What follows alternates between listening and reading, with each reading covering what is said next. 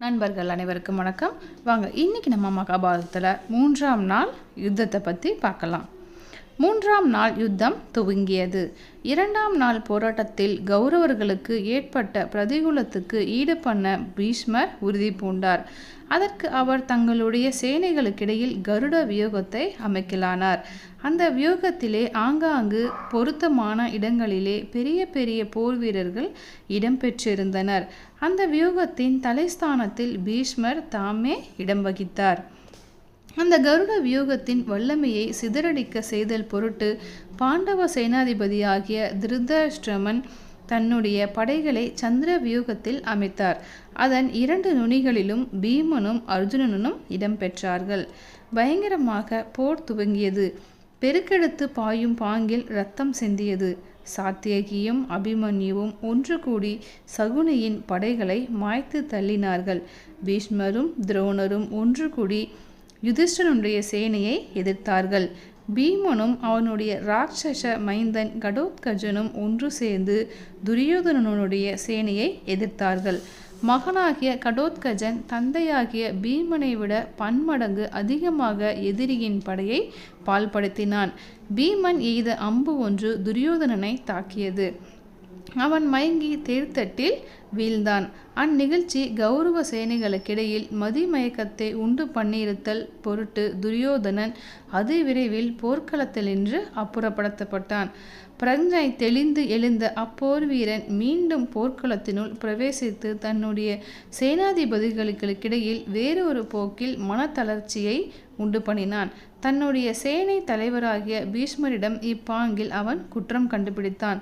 பாட்டனாரே, தாங்கள் தங்களுடைய பூர்ண பலத்தை கையாளாது இருக்கிறீர்கள் என்பது எனக்கு நன்கு விளங்குகிறது. பாண்டவர்கள் பக்கம் நீங்கள் பரிவு வைத்திருக்கிறீர்கள் என்பது வெளிப்படையாக தெரிகிறது. என்னை இங்கனம் நட்டாற்றில் கைவிட்டு விடுவதற்கு பதிலாக உங்களுடைய கருத்தை உள்ளபடி எனக்கு தெரிவித்திருக்கலாம். புன்னகை பூத்த பீஷ்மர் பகர்ந்ததாவது: முதலிலேயே நான் உனக்கு எச்சரிக்கை செய்திருக்கிறேன். அதாவது, என்னுடைய ஆற்றல் முழுவதையும் உன் பொருட்டே பயன்படுத்துகிறேன். ஆயினும் இந்த யுத்தத்தில் நீ வெற்றியடைய மாட்டாய். பீஷ்மர் ஒரு தத்துவ ஞானி. இப்பிரபஞ்ச வாழ்வின் தரத்தை அவர் நன்கு அறிந்தவர். இப்பிரபஞ்ச வாழ்வில் அவருக்கு விருப்புமில்லை, வெறுப்புமில்லை. புகழ்ச்சியும் இகழ்ச்சியும் அவர் படைத்திருந்த மன அமைதியை அசைக்க மாட்டாது. இவ்வையக வாழ்வினின்று அவர் பெறுவதற்கான ஊதியம் ஏதுமில்லை. எனவே வாழ்வு என்பது அவருக்கு வெறும் விளையாட்டு. இப்பொழுது பீஷ்மர் பேருருக்கம் படைத்தவராக போர்க்களத்தினுள் பிரவேசித்தார். பாண்டவ படைகள் முழுவதையும் துடைத்து தள்ள அவர் எண்ணம் கொண்டார். அவர் புரிந்த உயிர் சேதம் அளப்பரியது. அன்னவரை எதிர்த்தவர்களின் ஊக்கம் தளர்வதாயிற்று. இப்பொழுது அர்ஜுனனை கிருஷ்ணர் திரஸ்கரித்தான். பாட்டனாரை எதிர்த்து அவன் தன்னுடைய வல்லமை முழுவதையும் முழுமையாக கையாளவில்லை. பாட்டனார் மீது வைத்த வாஞ்சையின் விளைவாக ஒருவேளை அவன் அப்படி செய்தாரோ என்னவோ. ஆகவே கிருஷ்ணன் தானே ஆயுதம் எடுத்து பீஷ்மரை ஒழித்து தள்ள தீர்மானம் பண்ணினார். சாரதி உத்தியோகத்தினின்று அவர் கிளம்பினார். பேராற்றல் படைத்த சுதர்சன சக்கரத்தை அவர் கையில் ஏந்தினார். பாண்டவ படைகளை அறவே தூள் பண்ணி கொண்டிருந்த பீஷ்மரை நோக்கி அவர் விரைந்து சென்றார். யாருமே எதிர்பாராத வண்ணத்தில் இவ்விதம் திடீரென்று காட்சிகள் மாறியது.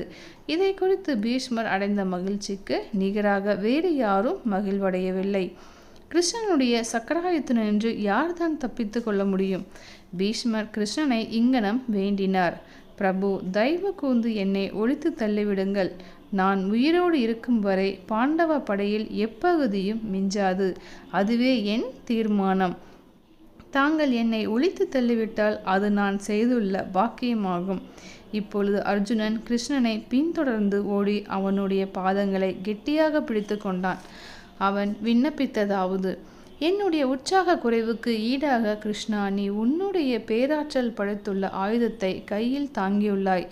ஆயுதம் எடுத்து போர் புரிய மாட்டேன் என்று நீ இப்பொழுது பிசக்கியுள்ளாய்.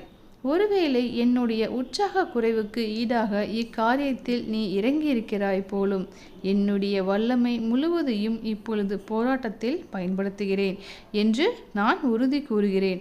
ஆதலால் இத்தீர்மானத்தினின்று தயவு கூர்ந்து பின்வாங்குவாயாக. கிருஷ்ணர் அமைதியுற்றார். மீண்டும் சாரதி உத்தியோகத்தை அவர் கையில் எடுத்து கொண்டார்.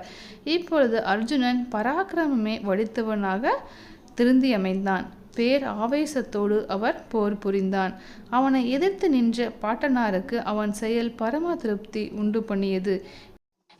இரு கட்சியிலும் இருந்த போர் வீரர்கள் அர்ஜுனனுடைய வீரியத்தை பார்த்து திகைத்து நின்றனர். காண்டீபத்தினின்று அவர் கிளப்பிய ஓசை இடிமுழக்கம் போன்றிருந்தது. ரதங்களும் அதில் ஊர்ந்து சென்றவர்களும் ஒருவர் பின் ஒருவராக மடிந்து வீழலாயினர். யானைகள் உயிரை இழந்து குன்றுகள் போன்று தரையில் கிடந்தன.